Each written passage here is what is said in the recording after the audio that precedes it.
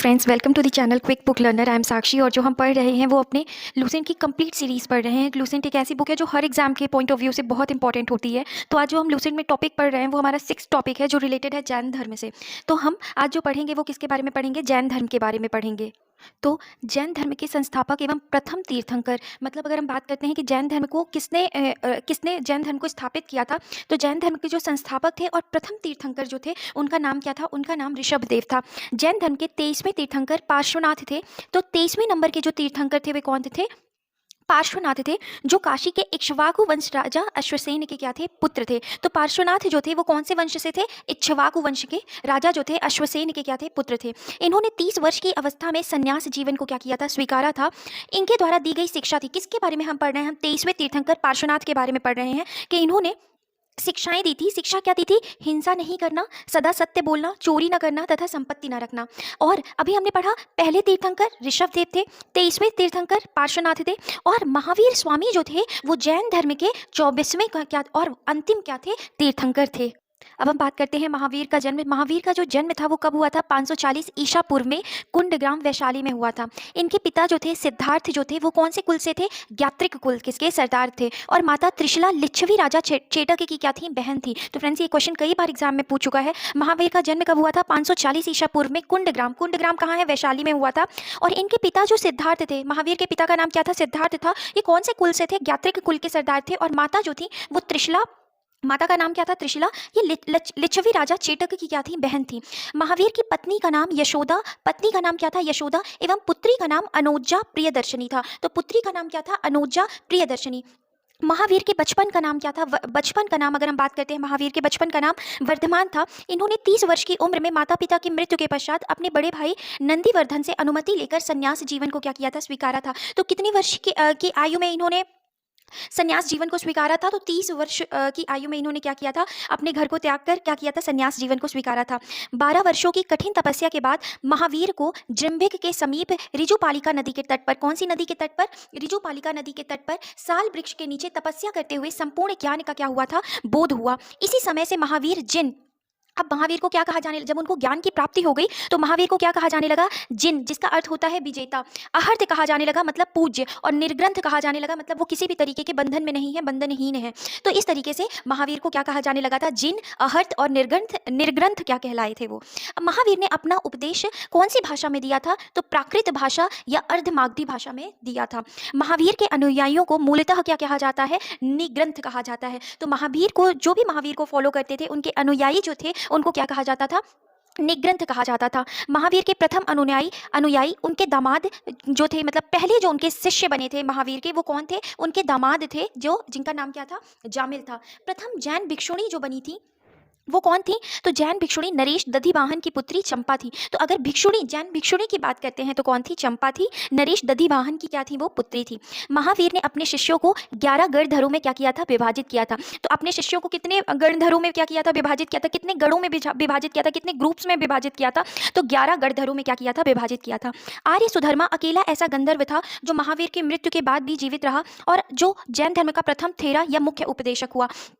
तो जो आर्य सुधर्मा थे वो अकेले ऐसे गंधर्व थे जो महावीर की मृत्यु के बाद भी जीवित रहे और जैन धर्म का प्रथम थेरा या मुख्य उपदेशक हुआ। तो जैन धर्म की, मतलब महावीर की मृत्यु के बाद जो जैन धर्म को संभाला था तो वो कौन था? आर्य सुधर्मा, जो जैन धर्म का क्या कहलाता है? प्रथम थेरा कहलाता है या क्या कहलाता है? मुख्य उपदेशक कहलाता है। अब हम बात करते हैं जैन जो तीर्थंकर थे और उनके प्रतीक चिन्ह के बारे में। तो अगर हम देखें कि हमें पता है ऋषभदेव कौन थे? प्रथम तीर्थंकर थे। अगर इनका प्रतीक चिन्ह देखा जाए तो क्या था? सांड था। और अगर हम अजीतनाथ का देखते हैं, ये कौन से थे तीर्थंकर? दूसरे तीर्थंकर थे जिनका प्रतीक चिन्ह क्या था? हाथी था।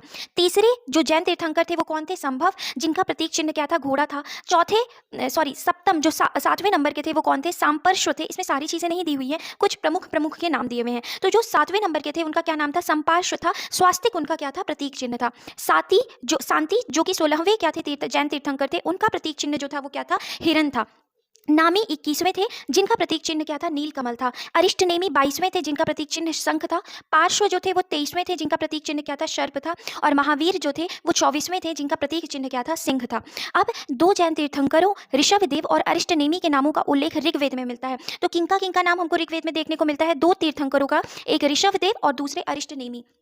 अरिष्टनेमी को भगवान कृष्ण का निकट संबंधी माना जाता है। अब हम बात करते हैं, लगभग 300 ईसा पूर्व में मगध में 12 वर्षों का भीषण अकाल पड़ा, जिसके कारण भद्रबाहु अपने शिष्यों सहित कर्नाटक चले गए। तो अब हम बात करते हैं जैन धर्म में क्या हो जाता है, जो महावीर थे उनकी क्या हो जाती है, मृत्यु हो जाती है। और लगभग हम बात कर रहे हैं 300 ईसा पूर्व की, जिसमें क्या होता है कि मगध में बहुत बड़ा अकाल पड़ जाता है, लगभग 12 वर्षों का। तो जो भद्रबाहु थे वो अपने शिष्यों को लेकर कहाँ चले गए, अपने शिष्यों को लेकर कर्नाटक चले गए। किंतु कुछ अनुयायी स्थूलभद्र के साथ, स्थूलभद्र जैन तीर्थंकर ही थे, स्थूलभद्र के साथ मगध में ही रुक गए। भद्रबाहु के वापस लौटने पर मगध के साधुओं से उनका गहरा मतभेद हो गया, जिसके परिणाम स्वरूप जैन मत श्वेतांबर एवं दिगंबर नामक 2 संप्रदायों में क्या हो गया था, बट गया था। अब क्या हो गया है, क्योंकि अब वो भद्रबाहु कहाँ चले गए थे, अकाल की वजह से कर्नाटक, और कुछ अनुयायी कहाँ है, मगध में। जब आपस में मिलते हैं तो बहुत मतभेद होता है, दोनों में बहुत अंतर था, जिसकी वजह से क्या होता है, जो जैन धर्म था वो 2 शाखाओं में विभाजित हो जाता है। पहला कौन सा, श्वेतांबर, और दूसरा कौन सा था, द्विकांबर। स्थूलभद्र के शिष्य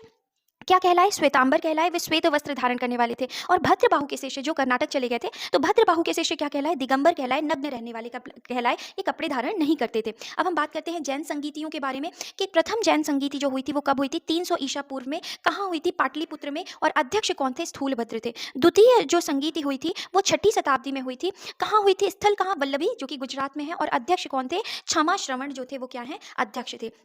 अब हम बात करते हैं जैन धर्म के त्रिरत्न के बारे में। तो जैन धर्म के जो त्रिरत्न थे वो कौन कौन से थे, इनको हम देख लेते हैं। तो सम्यक दर्शन, सम्यक ज्ञान और सम्यक आचरण, बहुत इंपॉर्टेंट फैक्ट्स हैं फ्रेंड्स। सम्यक दर्शन, सम्यक ज्ञान और सम्यक आचरण। तो जैन धर्म के जो त्रिरत्न हैं वो कौन कौन से हैं, सम्यक दर्शन, सम्यक ज्ञान और सम्यक आचरण। त्रिरत्न के अनुशीलन में निम्न 5 महाव्रतों का पालन अनिवार्य है: अहिंसा, सत्यवचन, अस्तेय, अपरिग्रह और ब्रह्मचर्य। तो फ्रेंड्स हमने देखा था कि 4 चीजें तो पहले ही पार्श्वनाथ ने बता दी थी, 23वें जो तीर्थंकर थे उन्होंने पहले ही बता दिया था कि अहिंसा, लड़ाई मत करो, हमेशा सत्य बोलो, चोरी मत करो, अपरिग्रह, है ना, ये 4 चीज़ें पहले ही बता दी थी। लेकिन ये जो ब्रह्मचर्य था ये किसने दिया था, 24वें जो महावीर थे उन्होंने इस चीज़ को क्या किया था, 5वें गुरु को या 5वें महाव्रत को क्या किया था, सामने रखा था। जैन धर्म में ईश्वर की मान्यता नहीं है। तो जैन धर्म में ईश्वर की मान्यता नहीं है, जैन धर्म में आत्मा की मान्यता है। तो किसकी मान्यता है, जैन धर्म में आत्मा की मान्यता है। महावीर पुनर्जन्म एवं कर्मवाद में क्या करते हैं, विश्वास रखते हैं। तो महावीर किसमें विश्वास रखते थे, पुनर्जन्म में, और कर्मवाद में क्या करते थे, विश्वास रखते थे।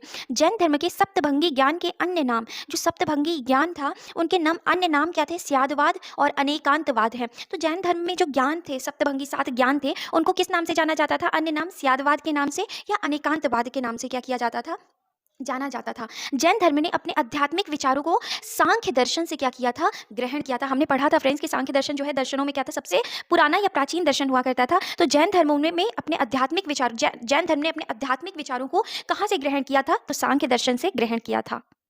अब बात करते हैं जैन धर्म मानने वाले कुछ राजा थे, उनका नाम क्या था, उदायन, वंद राजा, चंद्रगुप्त मौर्य, कलिंग नरेश खारवेल, राष्ट्रकूट राजा, अमोघवर्ष और चंदेल शासक। ये सभी कौन से धर्म को मानते थे, तो जैन धर्म को क्या करते थे, मानते थे। मैसूर के गंग वंश के मंत्री चामुंड के प्रोत्साहन से कर्नाटक के श्रवण बेलगोला में 10वीं शताब्दी के मध्य भाग में विशाल बाहुबली की मूर्ति का क्या किया था, निर्माण किया था। तो अगर कर्नाटक में आप जाएंगे आपको विशाल बाहुबली की मूर्ति देखने को मिलेगी, जिसको गोमतेश्वर की मूर्ति भी कहते हैं। इसका निर्माण किसने करवाया था, तो गंग वंश के जो मंत्री थे, गंग वंश के मंत्री चामुंड के प्रोत्साहन से क्या किया गया था, इसका निर्माण करवाया गया था। खजुराहो में जैन मंदिर का निर्माण किसने करवाया था, तो चंदेल शासकों ने करवाया था। मौर्योत्तर युग में, मतलब मौर्य के युग के बाद के युग में मथुरा जैन धर्म का प्रसिद्ध केंद्र था। तो अगर हम बात करते हैं मौर्योत्तर युग में, तो मथुरा जो था वो जैन धर्म का क्या था, प्रसिद्ध केंद्र था। मथुरा कला का संबंध किससे है, जैन धर्म से है। जैन तीर्थंकरों की जीवनी जो है भद्रबाहु का रचित कल्पसूत्र से है। तो जब भी आपको जैन तीर्थंकरों की जीवनी पढ़नी होगी तो आप कौन सी पुस्तक पढ़ेंगे, कल्पसूत्र किसके द्वारा रचित हुई है, भद्रबाहु के द्वारा रचित है। अब 72 वर्ष की आयु में महावीर की मृत्यु 468 ईसा पूर्व में बिहार राज्य के पावापुरी में हो गई। तो 72 ईयर्स के थे महावीर की क्या हो जाती है, मृत्यु होती है। और कहाँ मृत्यु होती है, पावापुरी राजगीर में। कहाँ है ये, बिहार में है। मल्लराज श्रीस्तिपाल के राजप्रसाद में महावीर स्वामी को निर्वाण प्राप्त हुआ था। तो मल्ल राजा श्रीस्तिपाल के राजप्रसाद, राजप्रसाद का मतलब क्या होता है, महल होता है। तो मल्ल राजा जो श्रीस्तिपाल थे उनके राजप्रसाद में, उनके महल में महावीर स्वामी को क्या हुआ था, निर्वाण प्राप्त हुआ था। तो इस तरीके से फ्रेंड्स हमने अपना 6th टॉपिक जो कि रिलेटेड था किससे, जैन धर्म से, उसको कंप्लीट कर लिया। अब हम जो पढ़ेंगे वो अपने अगले धर्म की ओर पढ़ेंगे, जो कि कौन सा धर्म है, बौद्ध धर्म है। अब हम बात करते हैं कि बौद्ध धर्म के संस्थापक कौन थे। तो बौद्ध धर्म के संस्थापक जो थे वो कौन थे? गौतम बुद्ध थे। इन्हें एशिया की ज्योति पुंज कहा जाता है। तो एशिया की ज्योति पुंज किसे कहा जाता है? तो गौतम बुद्ध को कहा जाता है, लाइट ऑफ एशिया कहा जाता है। अब हम बात करते हैं बुद्ध के जीवन से संबंधित बौद्ध धर्म के प्रतीक। तो अगर हम बात करते हैं गौतम बुद्ध के जन्म को, तो गौतम बुद्ध का जो जन्म था उसका प्रतीक क्या है? कमल एवं सांड। और अगर हम बात करते हैं गृह त्याग की, तो जो प्रतीक चिन्ह है वो क्या है? घोड़ा। अगर हम बात करते हैं ज्ञान की, तो पीपल या बोधि वृक्ष जो है ये इनका ज्ञान का क्या है? प्रतीक है। निर्वाण पद चिन्ह इनके क्या है? प्रतीक है। निर्वाण जब इन्होंने घर अपना त्यागा था, सॉरी अगर इन्होंने जब मतलब निर्वाण को प्राप्त हुए थे, तो उसको क्या कहा जाता है? पद चिन्ह कहा जाता है। और मृत्यु जो है उसका क्या है? पद चिन्ह स्तूप है। अब हम बात करते हैं गौतम बुद्ध का जन्म जो हुआ था वो 563 ईसा पूर्व में कपिल वस्तु के लुम्बिनी नामक स्थान में हुआ था। तो गौतम बुद्ध का जो जन्म हुआ था वो कब हुआ था? 563 ईसा पूर्व में। कहाँ हुआ था? कपिल वस्तु के लुम्बिनी नामक स्थान में। आज ये कहाँ पे है? नेपाल में है। इनके पिता, गौतम बुद्ध के पिता का नाम क्या था? शुद्धोधन था। और ये कौन से गण से बिलोंग करते थे? तो ये शाक्य गण के मुखिया थे। तो अगर हम बात करते हैं गौतम बुद्ध के पिता का नाम शुद्धोधन, किस गण से थे? शाक्य गण से थे। इनकी माता माया देवी की मृत्यु इनके जन्म के 7वें दिन ही हो गई। इनका लालन पालन इनकी सौतेली माँ प्रजापति गौतमी ने किया था। इनके बचपन का नाम क्या था? तो इनके बचपन का नाम क्या था? सिद्धार्थ था। गौतम बुद्ध का विवाह 16 वर्ष की अवस्था में यशोधरा के साथ हुआ और इनके पुत्र का नाम क्या था? राहुल था। सिद्धार्थ जब कपिल वस्तु की यात्रा पर निकले तो उन्हें निम्न 4 दृश्यों को क्रमशः देखा। तो ये क्वेश्चन कभी फ्रेंड्स पूछ लेता है कि क्रमशः हमको पता होना चाहिए कि सिद्धार्थ जब कपिल वस्तु की सैर पर निकले थे तो उन्होंने 4 दृश्य देखा था। पहला कौन सा देखा था? बूढ़ा व्यक्ति। उसके बाद क्या देखा? बीमार व्यक्ति, फिर शव और फिर एक सन्यासी देखा था। पहला देखा था बूढ़ा व्यक्ति, उसके बाद बीमार व्यक्ति, फिर शव और फिर क्या? सन्यासी।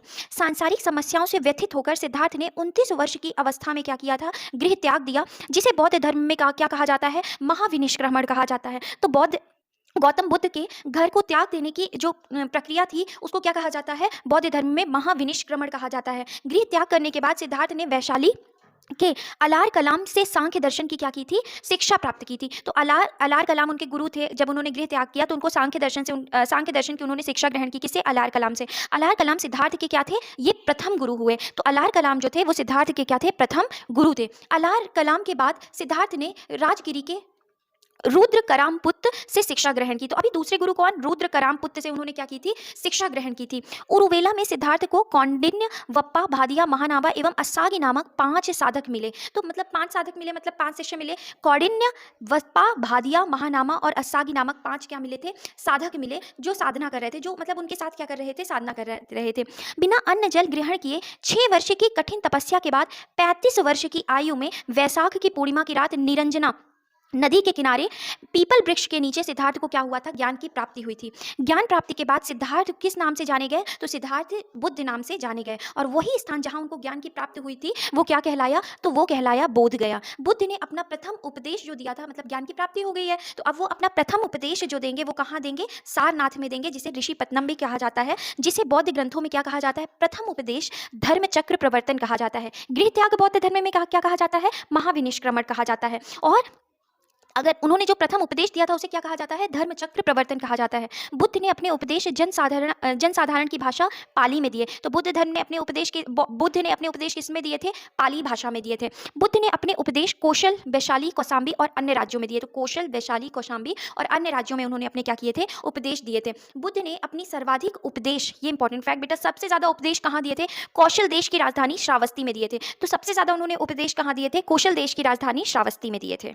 अब अगर हम बात करते हैं कि बौद्ध धर्म के प्रमुख अनुयायी शासक कौन कौन थे, तो बिंबिसार, प्रसेनजित और उदयन ये जो थे ना, ये बौद्ध धर्म को मानने वाले थे। बुद्ध की मृत्यु 80 वर्ष की अवस्था में 483 ईसा पूर्व में कुशीनारा, देवरिया, उत्तर प्रदेश में चुन द्वारा अर्पित भोजन करने के बाद हो गई, जिसे बौद्ध धर्म में क्या कहा गया? महापरिनिर्वाण कहा गया। तो अगर हम बात कर रहे हैं प्रमुख अनुयायी शासक कौन थे? बिंबिसार, प्रसेनजित और उदयन। इनकी मृत्यु कब हुई? कितनी आयु थी इनकी? अवस्था थी 80 वर्ष की अवस्था थी। कब हुई थी? 483 ईसा पूर्व में कुशीनारा या देवरिया, उत्तर प्रदेश में हुई थी। और जो ये जिस तरीके से इन्होंने अपना शरीर त्यागा था, बौद्ध धर्म से क्या कहा जाता है? महापरिनिर्वाण कहा जाता है। मल्लों ने अत्यंत सम्मान पूर्वक बुद्ध का अंत्येष्टि संस्कार किया। तो जो बुद्ध का अंत्येष्टि संस्कार था, जो अंतिम संस्कार था, वो किसके द्वारा किया गया था? तो मल्लों के द्वारा किया गया था।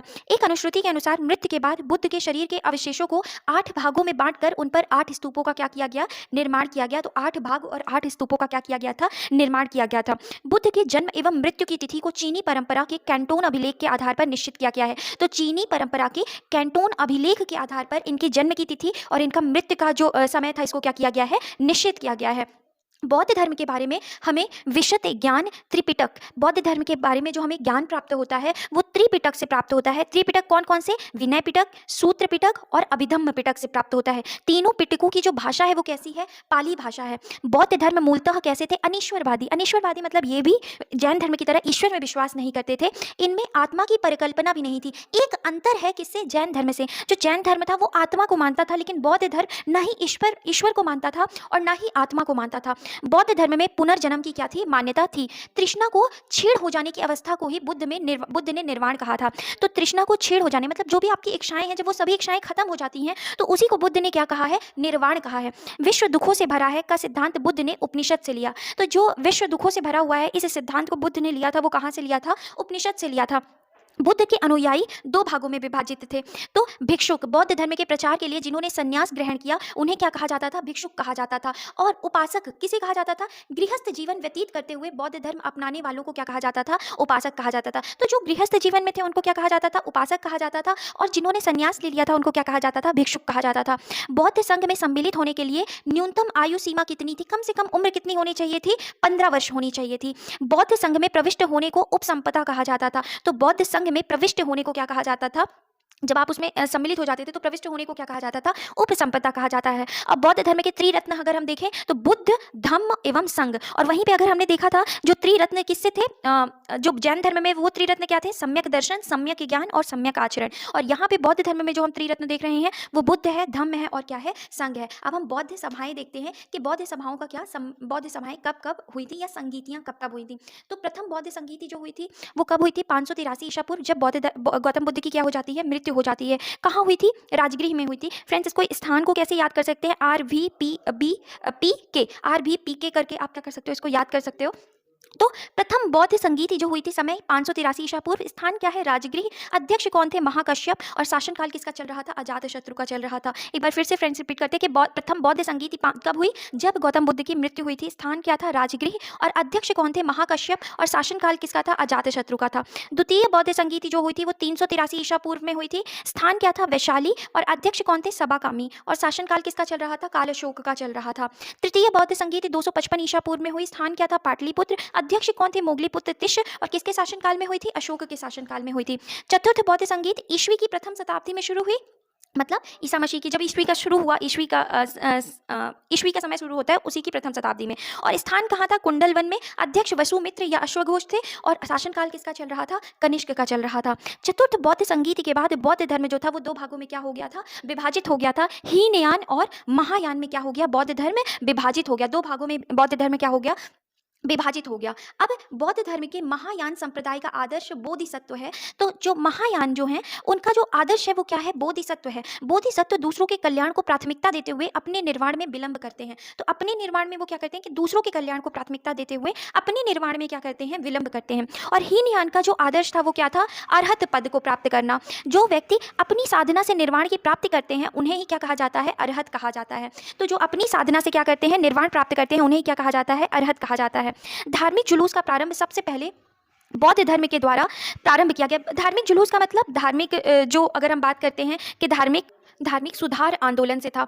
अब हम बात करते हैं बौद्धों का सबसे पवित्र त्यौहार जो है वो कौन सा है? बैसाख पूर्णिमा है, जिसे बुद्ध पूर्णिमा के नाम से जाना जाता है। इसका महत्व इसलिए है क्योंकि बुद्ध पूर्णिमा के ही दिन बुद्ध का जन्म हुआ था, उन्हें ज्ञान की प्राप्ति हुई थी और महापरिनिर्वाण की क्या हुई थी? प्राप्ति हुई थी। बुद्ध ने सांसारिक दुखों के संबंध में 4 आर्य सत्यों को क्या किया है? उपदेश दिया है। तो सांसारिक दुखों के संबंध में 4 आर्य सत्यों का क्या किया है? उपदेश दिया है। पहला क्या है? दुख। दूसरा क्या है? दुख समुदाय। तीसरा दुख निरोध। और चौथा दुख निरोध गामिनी प्रतिपदा। तो सांसारिक दुखों के संबंध में 4 आर्य सत्य। तो 4 आर्य सत्य क्या क्या थे? दुखों का भंडारा या दुखों का समुदाय। तीसरा दुख निरोध कि किस तरीके से दुख को खत्म किया जा सकता है। और चौथा दुख निरोध गामिनी प्रतिपदा, मतलब उसके किस तरीके से दुखों से मुक्ति पाई जा सकती है। इन सांसारिक दुखों से मुक्ति हेतु बुद्ध ने अष्टांगिक मार्ग की बात कही है। अष्टांगिक मार्गों की बात की है गौतम बुद्ध ने। अगर आपको दुखों से क्या पाना है, मुक्ति पाना है, तो पहला जो है वो क्या है, सम्यक दृष्टि। फिर दूसरा सम्यक संकल्प। फिर तीसरा सम्यक वाणी, सम्यक कर्मांत, सम्यक आजीव, सम्यक व्यायाम, सम्यक स्मृति, सम्यक समाधि। ये अष्टांगिक मार्ग है फ्रेंड्स। ये मेंस पॉइंट ऑफ व्यू से और प्रीलिम्स पॉइंट ऑफ व्यू से भी हमेशा इंपॉर्टेंट रहते हैं, और एग्जाम के लिए तो हर कॉम्पिटेटिव एग्जाम्स के लिए इंपॉर्टेंट हैं ही।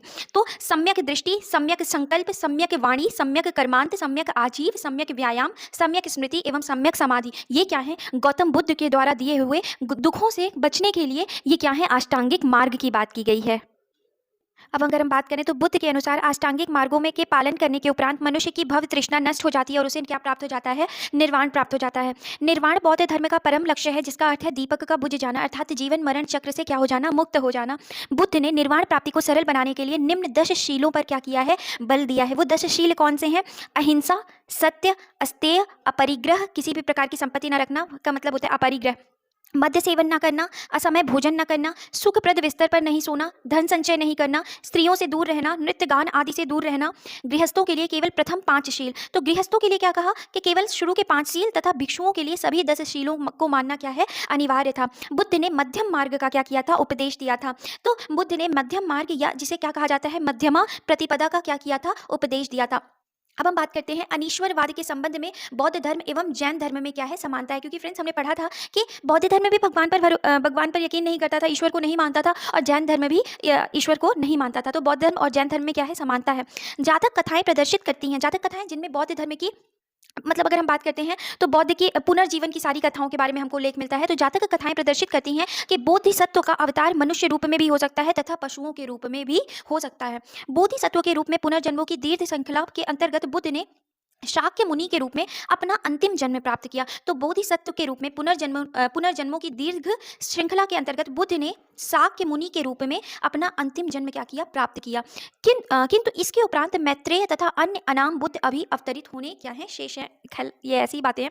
सर्वाधिक बुद्ध मूर्तियों का निर्माण कौन सी शैली में किया गया है? तो जो बुद्ध मूर्तियों का निर्माण है वो कौन सी शैली में किया गया है, गंधार शैली के अंतर्गत किया गया है। लेकिन बुद्ध की प्रथम मूर्ति संभवतः मथुरा कला के अंतर्गत बनी थी। तो जो बुद्ध की प्रथम मूर्ति थी वो कौन सी कला के अंतर्गत बनी थी, तो मथुरा कला के अंतर्गत क्या हुई थी, बनी थी। तिब्बत, भूटान एवं पड़ोसी देशों में बौद्ध धर्म का प्रचार पद्म संभव ने किया। तो तिब्बत, भूटान और पड़ोसी देशों में बौद्ध धर्म का प्रचार किसने किया था, पद्म संभव ने किया था, जिन्हें क्या कहा जाता है, गुरु रिनपांच ने कहा जाता है। इनका संबंध बौद्ध धर्म के वज्रयान शाखा से था। तो बौद्ध धर्म के इनका पद्म संभव का जो संबंध था वो बौद्ध धर्म के ब्रजयान शाखा से था। इनकी 123 फीट ऊंची मूर्ति हिमाचल प्रदेश रेवालसर झील में क्या है, स्थित है। तो अगर हम बौद्ध धर्म हम बात करें तो अगर बाहरी देशों में जो बौद्ध धर्म का प्रसार किया वो किसने किया था, पद्म संभव ने। इनका संबंध किससे है, वज्रयान से। इनकी मूर्ति बनी हुई है 123 फीट ऊंची। तो ये मूर्ति कहाँ है, हिमाचल प्रदेश रेवालसर झील में है। भारत में उपासना की जाने वाली प्रथम मूर्ति संभवतः जो की है वो किसकी है, बुद्ध की ही थी। और अगर हम बात करते हैं भारत के महत्वपूर्ण बौद्ध मठ, तो टाबू मठ। टाबू मठ कहाँ है, हिमाचल प्रदेश में है। तबो गांव स्पीति घाटी के पास कहाँ पे है, हिमाचल प्रदेश में है। नाम ग्याल मठ, नाम ग्याल मठ कहाँ है, ये भी धर्मशाला हिमाचल प्रदेश में है। हेमिस मठ कहाँ पे है, नाम से ही पता चल रहा है, लद्दाख जम्मू कश्मीर में है। थिकसे मठ कहाँ है, लद्दाख जम्मू कश्मीर में है। साशुर मठ कहाँ है, ये हिमाचल प्रदेश में है। मिड्रालिंग मठ कहाँ है, देहरादून में है। रूमटेक मठ कहाँ है, गंगटोक सिक्किम में है। तवांग मठ अरुणाचल प्रदेश में। नाम ड्रॉलिंग मठ कहाँ है, मैसूर कर्नाटक में। और बोधिमंडा मठ कहाँ है, बोधगया बिहार में। तो फ्रेंड्स अभी आज हमने जो टॉपिक्स पढ़े हैं वो जैन धर्म, बौद्ध धर्म के बारे में है। कल की क्लास में जो हम पढ़ेंगे वो शैव धर्म, वैष्णव धर्म, इस्लाम धर्म और पारसी धर्म होंगे। इन सभी धर्मों को हम कल की क्लास में क्या करेंगे, खत्म करेंगे। तो फ्रेंड्स अगर आज आपको ये क्लासेस अच्छी लगी हो तो प्लीज़ लाइक, शेयर और सब्सक्राइब करें। Thank you.